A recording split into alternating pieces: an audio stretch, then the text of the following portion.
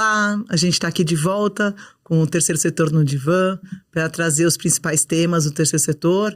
Na verdade, é para falar para vocês aquilo que a gente conversa entre nós, como advogados, entre nós, advogados de Terceiro Setor. E hoje um tema não menos palpitante do que os demais que a gente tem falado.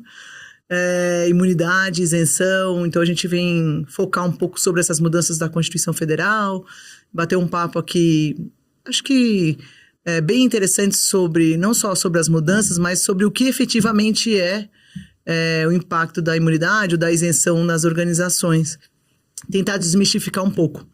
E eu sou Ana Carolina Pinheiro Carrenho e com a palavra o Josenir Teixeira. Tudo bem, Ana? Prazer estar com você de novo. Acho que é a quarta ou quinta gravação que a gente faz, né? Conversa que a gente faz e que na verdade é gravada.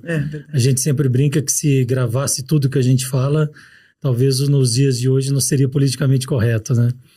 Bom, mas você tocou num tema interessante porque a gente está vivenciando justamente a reforma tributária que tem alguns aspectos que dizem diretamente às ONGs, as famosas organizações não governamentais.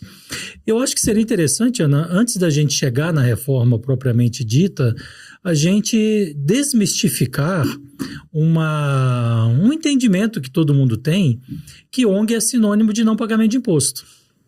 Tanto você quanto eu recebemos diversas pessoas, consultas de pessoas interessadas em criar uma ONG, e aí você vai perguntando por que você quer criar, o que você quer fazer, quem você quer beneficiar. E lá pelas tantas, dependendo do potencial cliente, ele fala que, na verdade, ele não quer pagar imposto. E aí, nós somos obrigados a dizer que não é bem assim, que não é tão fácil assim, até porque se fosse tão fácil, todo mundo teria uma ONG. E não é. É verdade. Então, criar uma ONG, pura e simplesmente, não quer dizer automaticamente não pagamento de imposto. A ONG a ser criada, ou a ONG criada, ela não vai pagar imposto a depender de uma série de circunstâncias, a depender do que ela faz em benefício da população, porque a regra geral é todo mundo tem que pagar imposto. A exceção é o não pagamento. E, na verdade, também não é um não pagamento puro e simples. A entidade não vai, se ela cumprir os requisitos legais para se enquadrar nas exceções, ela não vai pura e simplesmente pôr no bolso o dinheiro que seria devido em impostos. Ela vai ter que devolver para a população um valor pelo menos igual àquele que ela não paga simplesmente numa guia, em benefício para a população. Certamente você também já atendeu pessoas com esse discurso de querer criar uma ONG para não pagar imposto. Eu acho que isso é muito mais comum do que a gente gostaria. Acho que também isso acaba por separar aquelas organizações que são sérias daquelas organizações que eventualmente estão buscando aí um artifício ou para fazer uma consultoria ou para fazer uma prestação de serviço camuflada, né? Camuflada de organização da sociedade civil. Em relação à questão do imposto, eu acho que é um espectro até mais amplo, porque a gente está falando de tributos em geral. A gente vai falar do imposto, vai falar sobre a contribuição social, que eu acho que é uma coisa importante para a gente falar. E a diferença entre imunidade e isenção. Exatamente. Porque a imunidade vem da Constituição Federal, ela está ali. Por isso que a gente discutiu 20 anos a imunidade das contribuições sociais no Supremo Tribunal Federal. E a isenção, não. A isenção vem por leis esparsas, leis ordinárias. Enfim, vai depender da competência daquele tributo. E eu acho que daí é que a gente consegue, acho que tem um ponto de partida. E essa fala sua é muito importante, assim, que a imunidade ela não é espontânea, né? Não é por geração espontânea. Nasceu no cartório, na Receita Federal, e aí, pronto, eu me declaro imune, né? E acho que isso, às vezes, orbita na cabeça das pessoas, né? Não, eu já sou imune. Mas veja, tem obrigações acessórias que precisam ser cumpridas, né? Tem algumas obrigações, inclusive, para que a gente possa fruir da imunidade. Então, algumas declarações. Acho que até é muito razoável, né? Porque senão como é que a gente vai atestar que a organização tem condições para usufruir daquela imunidade se ela cumpre os requisitos, enfim, não só do CTN, mas de cada legislação, enfim. Acho que é mais ou menos por aí, né? Se a regra geral é todo mundo pagar imposto, quem entende que não deve pagar e se enquadra na exceção, tem que provar para o arrecadador, para o ente político, para o órgão público arrecadador, que ele é exceção. Como você falou, ninguém vai adivinhar que você é exceção. E aí tem regras para isso, e acho que é prudente, inclusive, porque senão todo mundo automaticamente gozaria de benefícios que alguns gozariam de forma indevida. Mas assim, depois que você constitui a ONG e tal, etc., e você começa a desenvolver os serviços, claro, antes disso tem um planejamento, planejamento administrativo, contábil, jurídico, ou pelo menos deveria ter, né? Muita gente acaba criando uma ONG pura e simplesmente, como a gente sempre fala, pega lá um modelo de estatuto no Google, troca os nomes, não percebe que aquilo no futuro poderá trazer graves consequências, não contrata um advogado especialista em terceiro setor porque ou não encontra, ou acha caro, ou acha que não precisa. Ou acha que é filantropia, né? Ou acha que o advogado também tem que ser filântropo. Ou gostaria que o advogado fizesse gratuitamente. Não, nada contra, tem gente que faz. Sim, né? A advocacia pro bono está aí, é regulamentada, mas enfim. Exato. E aí depois o certo seria obviamente planejar antes de criar. E lá pelas tantas você tem regras legais em que você pode se enquadrar. Para gozar dos benefícios da exceção, digamos assim. Uma coisa que é interessante a gente falar, que talvez quem está nos assistindo faça confusão a respeito disso, você já adiantou, que é a imunidade e isenção. Verdade. A imunidade, ela é tratada em 2 momentos na nossa Constituição, ou em 3 agora, né, a partir da reforma tributária, que incluiu um artigo específico do ITCMD. Exato. Mas até então, nós temos a imunidade de impostos ou de tributos, que está lá no 150, inciso 6, letra C da Constituição, famoso, que todo mundo está careca de ouvir. Educação, saúde e assistência. E para essa imunidade não precisa de títulos. Sim. Você precisa cumprir alguns requisitos que estão no Código Tributário Nacional, lá no artigo 14, que são fáceis. Cá entre nós são fáceis. São razoavelmente cumpríveis. Basicamente, você não distribui patrimônio, que é diferente de remuneração de diretoria. A gente falou isso outras vezes. Bastante. Aliás, todas as vezes a gente falou disso. Manter escrituração contábil regular e adequada. E o outro qualquer? Não distribuição, né? Não distribuição.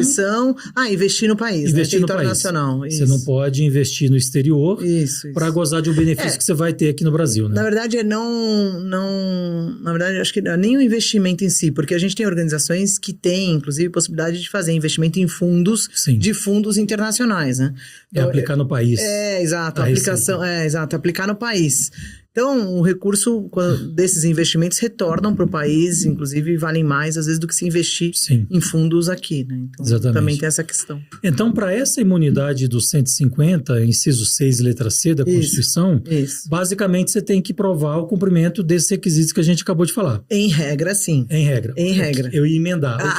O que não é tão fácil. Verdade. Não é tão fácil porque o ente arrecadador não vai se dar por satisfeito em pura e simplesmente você demonstrar esses requisitos. Deveria, porque a Constituição não inclui o outro, mas, em regra, não.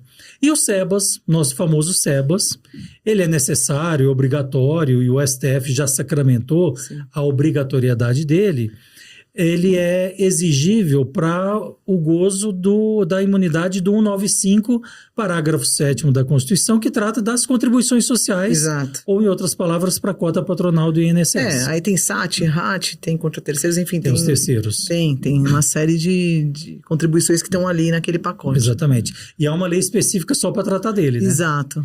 Tem a Lei Complementar 187 de 2021, que existe só para tratar do SEBAS, para tratar só da regulamentação do 95, parágrafo 7º. Exatamente. É lei complementar que, inclusive, sofreu uma DIN, que ainda não andou muito, mesmo depois de 6, 7 meses.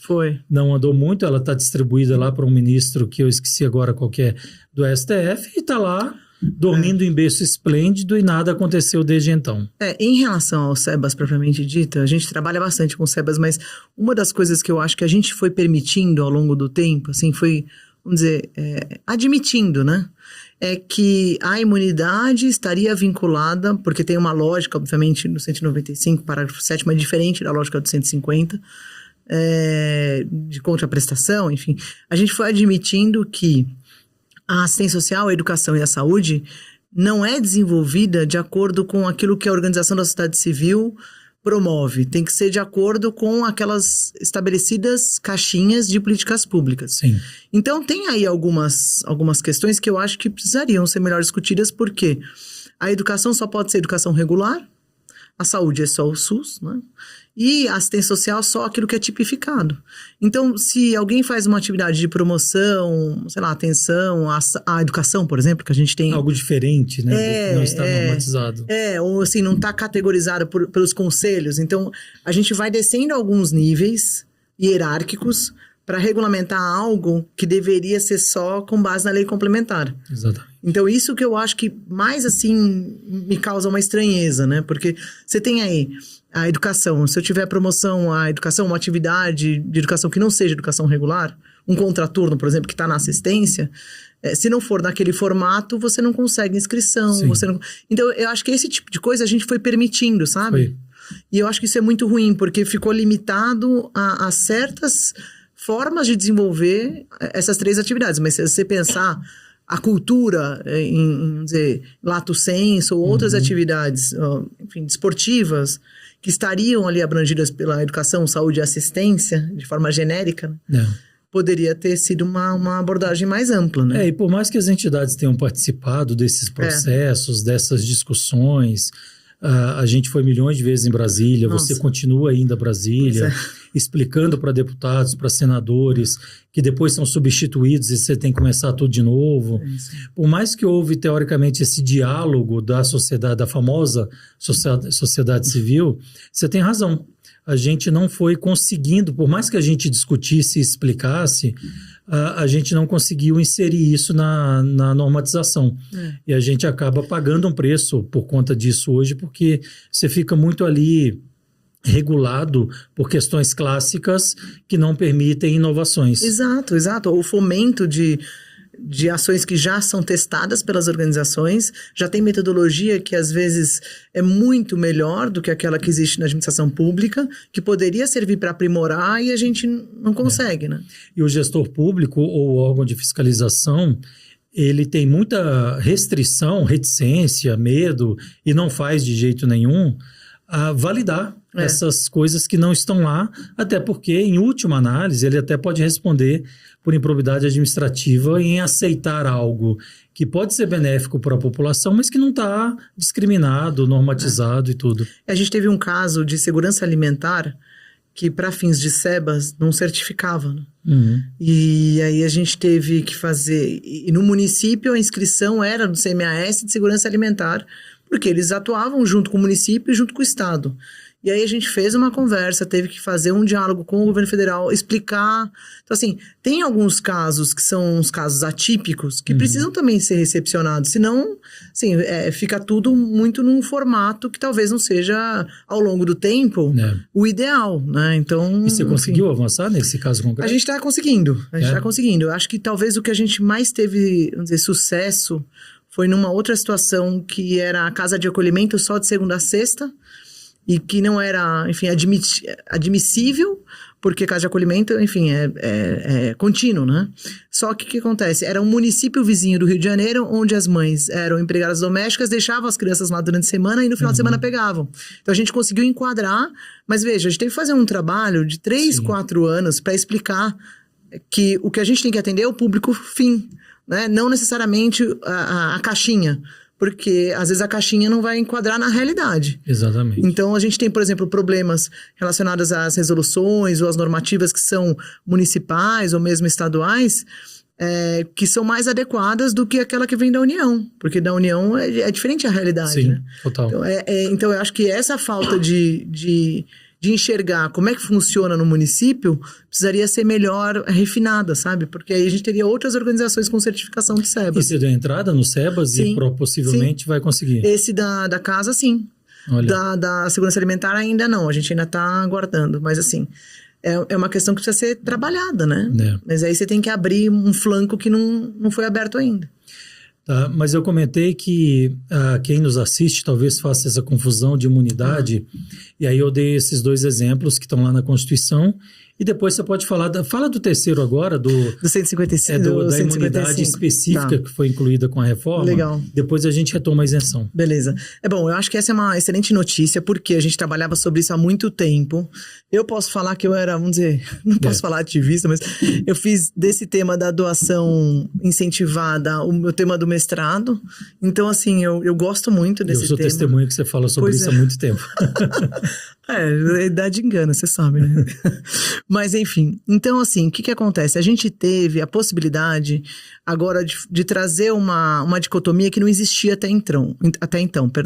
Então, o artigo 155 da Constituição, no inciso 7º, trouxe essa distinção que a gente não tinha nos estados. Então, o que acontecia?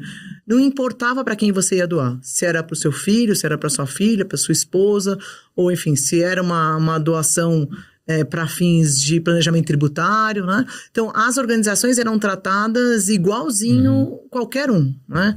E aí tem uma agravante, porque quando a gente doa para uma organização da sociedade civil, a gente está doando para ela desenvolver uma atividade de política pública, ou desenvolver uma atividade de fomento, né? Que teoricamente vai beneficiar uma coletividade. Toda a coletividade, exato, toda a sociedade. Então, a gente conseguiu, com muito esforço, um trabalho, assim, conjunto de várias mãos, no sentido de trazer um texto para a Constituição, fazendo essa referência expressa de não incidência do ITCMD para as doações para as organizações da sociedade civil e por elas realizadas. Sim. Então, assim, foi um ganho gigantesco. Sem dúvida. É claro que os estados ainda vão regulamentar, os estados ainda vão passar, vamos dizer, por uma avaliação de como é que isso vai ser internamente em cada estado regulamentado, mas já é um ganho porque a gente já é tratado de uma maneira diferenciada. Sim. A gente tem estados que pedem, por exemplo, certificados de regularidade, que enfim, uma outra chancela, que pede título de utilidade pública estadual, enfim, tem uma série E é numa emenda constitucional, né? Exato. É melhor ainda. Exato. Então, assim, depois quem quiser pode dar uma olhada lá no 155, no inciso 7º, que ele vai falar sobre a não incidência das transmissões e doações. Então, é muito interessante. E qual é a burocracia para não incidir? Então, aí que tá. Temos documentos, temos um rol de documentos a serem escolhidos, apresentados, certificados, validados. Então, aí que tá. Como vai depender de lei complementar? Porque a gente está falando da Constituição Federal, auferir que as organizações, não é nem que elas são imunes, né? Existe uma não incidência. O que é mais forte, mais robusto ainda, né? Mas ela traz aí a necessidade de uma lei complementar. Então, os estados vão ter que regulamentar e eu acho que é um pouco óbvio que eles vão trazer. E aí a gente vai ter uma criatividade. Exato. 26 criatividades diferentes que vão pedir provavelmente uma série de coisas e o trabalho nunca vai parar. Isso. No sentido de mostrar que... Tudo bem, CNPJ, mostrar que a entidade existe. Não, vamos pensar positivo. Uma outra certidão. Não, vamos pensar positivo. Vamos pensar positivo nesse aspecto no Brasil e que implica em não pagamento de imposto, olha... Não, vai ser muito difícil, mas eu acho que... Você tem que ter um espírito muito evoluído para acreditar nisso. Mas eu acho o seguinte, a gente está fazendo um trabalho contínuo no Congresso Nacional para que haja, inclusive, a possibilidade das doações serem incentivadas com o PLP 108, que regulamenta o comitê gestor e também traz a regulamentação do ITCMD. Então, a gente está fazendo um trabalho ali muito grande, Aliança para o Fortalecimento das Organizações da Sociedade Civil, mas eu acho que os estados em si, a gente vai ter que ter um trabalho muito de perto, assim, porque senão eles vão pedir de novo o certificado de nascimento, enfim, aí realmente... Mas é um trabalho realmente que a gente vai ter na frente, não vai ter jeito, a gente vai ter que trabalhar para isso. E o trabalho nunca para, né? Ainda bem, porque eu acho que enfim, é uma coisa que a gente gosta, ainda bem que é uma coisa que a gente gosta e que dá pra gente continuar. O que eu acho que talvez também seja importante mencionar da reforma tributária é a questão da imunidade do IBS-CBS, que também alcança justamente a CBS. Então é o seguinte, se eu estou falando de CBS, estou falando de PIS e COFINS. Então a imunidade das organizações... Então vamos lá. O artigo 9º do PLP 618, né, que está agora no Senado, ele fala que as organizações da sociedade civil, ou seja, as organizações, ele está fazendo ali um recorte de educação, saúde e assistência, vão ser imunes a CBS e IBS. Traduz CBS e IBS. Então vamos lá, IBS são os impostos que estão no conjunto ali do IVA dual. Então a gente tem o ISS, o ICMS e o IPI. E na CBS, PIS e COFINS. Então o que isso significa? Significa que essa imunidade que está sendo dada em relação a IBS e CBS vai abranger contribuições, ou seja, de PIS e COFINS, que antes as organizações de forma geral não tinham. Sim. Eram só as organizações que Era têm sempre SEBAS. uma discussão judicial terrível. As organizações que têm SEBAS, que Exatamente. conseguem, inclusive, judicialmente. Sim. Mas agora não, o texto está admitindo, a redação é ruim, mas o texto está admitindo a imunidade de CBS para as organizações de educação, saúde e assistência, e aí sim a gente pode ter uma leitura mais abrangente, não só aquelas que estão ali naquelas caixinhas específicas. Então eu acho que também é um ganho bem relevante. As outras que atuam em outras áreas não foram contempladas expressamente no texto. Não, mas se a gente fizer uma interpretação, vamos dizer, mais ampla... Abrangente. Aí sim, porque se a gente pega o artigo 5º da Constituição, tem muitos aspectos ali de defesa de direitos, por exemplo, né? Que eu acho que faz todo sentido enquanto assistência. Eu não sei por que os entes políticos não vão fazer essa leitura abrangente do texto. E aí você vai ter que de novo judicializar para trilhar um caminho para até chegar no Supremo, como chegou das outras vezes, né? Foi o Supremo que, interpretando a Constituição, disse que a saúde está incluída no 150, disse que a interpretação do conceito de assistência ela é abrangente, então provavelmente a gente vai ter que de novo trilhar um caminho para chegar no Supremo para ele dizer o óbvio. Em relação a CBS e IBS, sim. Lembrando que no texto que fala do artigo 9º do PLP 68, que é da reforma tributária, que fala da imunidade, ele não traz saúde, ele vai trazer o texto igualzinho da Constituição. Assistência social e educação. A gente é que faz a interpretação, porque é o que está lá na Constituição que foi interpretado, né? E uma colega nossa, a Flávia Regina, falou esses dias na nossa reunião até da Comissão Terceiro Setor. É verdade, é verdade. Que lá pelas tantas, numa das discussões, a gente estava junto. A Receita Federal, talvez, você estava junto? Isso, estava junto. A Receita Federal tirou da manga um argumento no sentido de que saúde não estava incluído no texto, e aí tentou ressuscitar um monstro que já foi enterrado para o Supremo há muito tempo. Foi isso que aconteceu? Foi. Não foi só isso, mas foi isso também. Então, assim, a interpretação mais restritiva possível, criando mais obstáculos possíveis para que as organizações tenham acesso à imunidade, né? Então, assim, é realmente algo que a gente precisa monitorar. Existe uma sanha muito grande de limitar, mas o que eu acho que é mais grave em toda essa questão da reforma tributária é que alguns órgãos da administração pública federal não interpretam as organizações como imunes. Eles tratam a gente como se a gente fosse beneficiado de uma renúncia fiscal. Um favor, né? A famosa renúncia. E a gente sempre bateu na tecla que não é renúncia porque você não renuncia àquilo que nunca foi, né? Exatamente. Só que se você olhar no orçamento, vai estar lá escrito renúncia fiscal. Então, assim, eu acho que é muito negativo, e a interpretação é muito mais econômica hoje em relação à reforma, em relação a tudo que está sendo elaborado para a reforma, é muito mais o viés econômico, ou seja, das externalidades econômicas, da análise econômica do direito, que eu acho que é muito positivo, mas existem alguns princípios e algumas bases jurídicas que precisam ser respeitadas, e esse é um princípio, não é? Então, a imunidade tributária das organizações, a gente já falou sobre isso várias vezes, a gente tem que trazer e trazer luz, que é a cláusula pétrea, tá ali, entendeu? Então, assim... o governo insiste em não aceitar, né? Então, é cansativo. É cansativo. Veja, a gente está sendo tratado como isento praticamente, não como imune. Porque se a gente for olhar como é que está o texto da reforma em si, tem vários aspectos ali relacionados à compensação do crédito, ou mesmo aproveitamento de crédito, que só nos prejudicam naquela cadeia, né? Então, assim, é realmente uma interpretação de isenção ao invés de imunidade, como a gente está falando aqui. Isso é interessante porque externa um contrassenso, uma posição contraditória do incentivo e do fomento que as entidades têm por algumas leis que incentivam a parceria, porque sabidamente o governo não consegue atender todo mundo do jeito que a Constituição manda, e sabida historicamente, o governo precisa das ONGs para ajudar a fazer a coisa acontecer. Principalmente nos municípios, que é onde as ONGs estão e nós moramos. E as pessoas que precisam de auxílio também moram. E depois a gente vai falar disso em outro momento, mas há uma contradição muito grande entre um fomento por um lado e uma interpretação restritiva, chata, inconveniente, que faz com que as ONGs gastem tempo e dinheiro para mostrar o óbvio.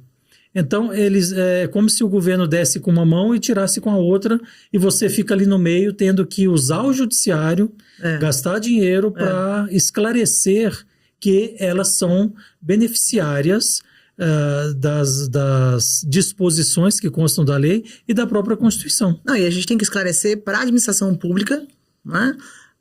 E aí a gente tem que usar o judiciário, que já reconhece, né? Para demonstrar algo que a gente poderia simplesmente sentar numa mesa e falar, olha, está aqui na Constituição Federal.